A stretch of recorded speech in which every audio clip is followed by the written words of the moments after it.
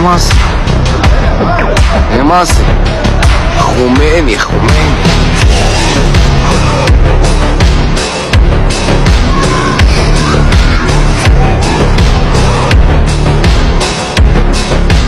Remember the name Ali Khamenei, the supreme leader of Iran. Not only Iran, now he is the supreme leader of Muslim Ummah. दोस्तों अली खामिनाई जिनकी as है 86 year, इमाम Ali खामिनाई as 86 year, उन्होंने अभी के time में जो दुनिया की जो सबसे बड़ी सुपर पावर अमेरिका और इजराइल दोनों को घुटने पर ला के छोड़ा है, दोनों को घुटने पे ला दिया, दोनों को बैक होने पे मजबूर कर दिया। दोस्तों आपको मालूम होगा कि जब इजराइल खुलेआम पैलेस्टीन पे हमला कर रही थी तो ईरान उसका अपोज करता था, बोलता था कि भाई ये सब करना बंद करो। लेकिन इजराइल अपनी ताकत की नशे में, उनको लगता था कि मैं बहुत सुप्रीम हूँ, मैं बहुत ज़्यादा ताकतवर हूँ, क्योंकि अमेरिका का उनको बैकअप मिल रहा था, तो वो सोचे मैं कुछ भी कर सकता हूँ। तो इजराइल ताकत के नशे में, फेक ताकत के नशे में ईरान पे हमला कर देता है कि तुम चुप रहो, तुम कौन होते हो बोलने वाले। फिर ईरान ने अपना ताकत दिखाया, ईरान ने अपना ताकत दिखाते हुए इजराइल पे ऐसा हमला किया कि नेतन्याहू की पैंट गीली हो गई। इजराइल में पूरी तबाही मच गई, इजराइल के लोग कांपने लगे इजराइल के लोग, इजराइल के ऑफिशियल का जो हाथ कांपते हुए दिखने लगा। ऐसा उन्होंने हमला किया, उनकी आयरन डोम सारी सुप्रीमेसी उनका पर्दाफाश कर दिया, सबको दिखा दिया कि भाई इजराइल कुछ नहीं है, सिर्फ एक हवा है, बबल है, जिसको ईरान ने बस्ट कर दिया। जब इनकी सच्चाई दुनिया के सामने, जब ईरान पर्दाफाश कर रहा था, तब ये अमेरिका के पास गए कि भाई साहब मेरी मदद कर दो, ट्रंप मेरी मदद कर दो, तुम ये जंग में मेरी साथ दे दो। तो अमेरिका ने जोश में आकर, ट्रंप क्या कर दिया, तो अपनी अमेरिका ने जोश में आकर बिना किसी को बताए, बिना किसी को इन्फॉर्म किए ईरान की सोवरेनिटी को उन्होंने तोड़ा और ईरान की जो 3 न्यूक्लियर साइट्स थी वहाँ पे अमेरिका ने हमला बोल दिया। सोचा कि भाई ईरान क्या करेगी ईरान। फिर ईरान ने कहा कि अमेरिका, इसका खामियाजा तुमको भुगतना पड़ेगा। ईरान ने उसी दिन टीवी पे दिखाया कि अमेरिका की कहाँ जो मिडिल ईस्ट में उनकी मिलिट्री बेस है उन पे हमला करेंगे। और अमेरिका के हमला के बाद उन्होंने फिर दोबारा इजराइल पे हमला किया और कहा कि भाई ये तुम्हारी गलती है, तुम इसका खामियाजा भुगतोगे। उसके बाद इजराइल में एक चर्चा होने लगी कि भाई नेतन्याहू बहुत ख़राब प्राइम मिनिस्टर है, नेतन्याहू की वजह से देश खतरे में आ रही है, इसको हटाना चाहिए। फिर ये प्रेशर के बाद नेतन्याहू चुप हो जाता है, वो दोबारा स्ट्राइक नहीं करता है ईरान पे। और उधर अमेरिका को बंदोबस्त करने के लिए ईरान ने क्या किया, ईरान ने आज अमेरिका के जो कतर में मिलिट्री एयर बेस है वहाँ पे ईरान ने अटैक कर दिया। दोस्तों मैं बता दूं, ईरान ने चुपके से अटैक नहीं किया। ईरान जो कि एक मर्द मुजाहिद की देश है, एक मुसलमान का देश है, ईरान ने क्या किया कि अटैक करने से पहले उन्होंने कतर गवर्नमेंट को बताया कि हम अमेरिका के ये जो मिलिट्री बेस है इस पर अटैक करने वाले हैं। ईरान ने ट्रंप को भी बताया कि भाई मैं इस पर अटैक करने वाला हूँ, तब जाकर इन्होंने अटैक किया। इन्होंने कोई भी सोवरेनिटी ब्रेक नहीं थी, इन्होंने कोई शांति में काम नहीं किया, खुलेआम चैलेंज करके काम किया।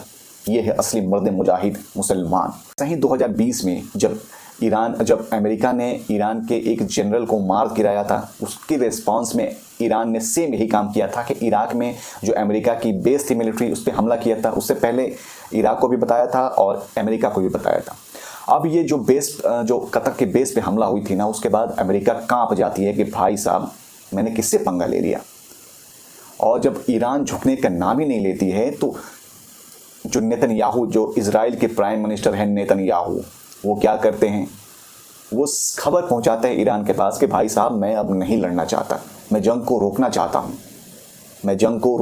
हूं। ये खबर किसी तीसरे व्यक्ति से ईरान के पास पहुंचाया गया, नेतन्याहू ने पहुंचाया।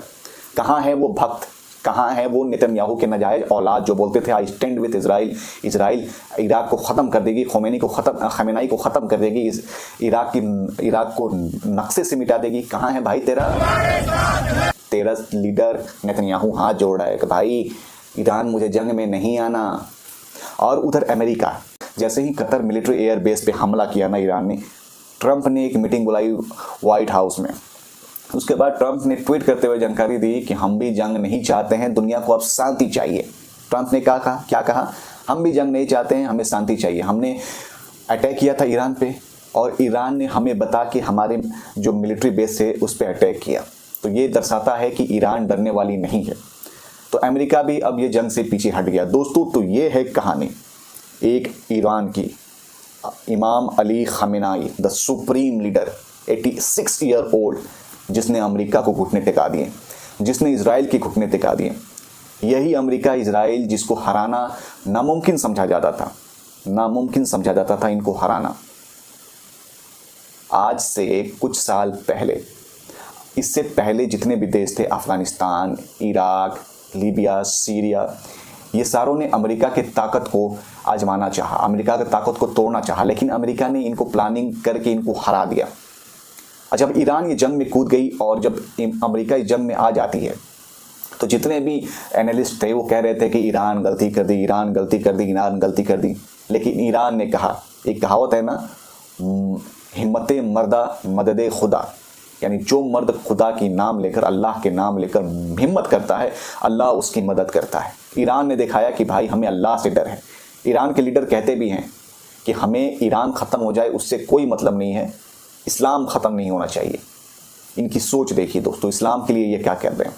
आज मैं प्राउडली कहता हूँ कि मैं एक सुन्नी शिया हूँ।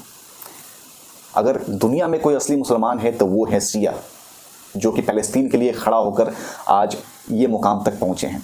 वो अमेरिका जो कहती थी, यही अमेरिका जो कहती थी कि बिना किसी कंडीशन के सीज़ फायर करना होगा, अनकंडीशनली सीज़ फायर करना होगा, यही अमेरिका कुछ दिन पहले बोल रही थी।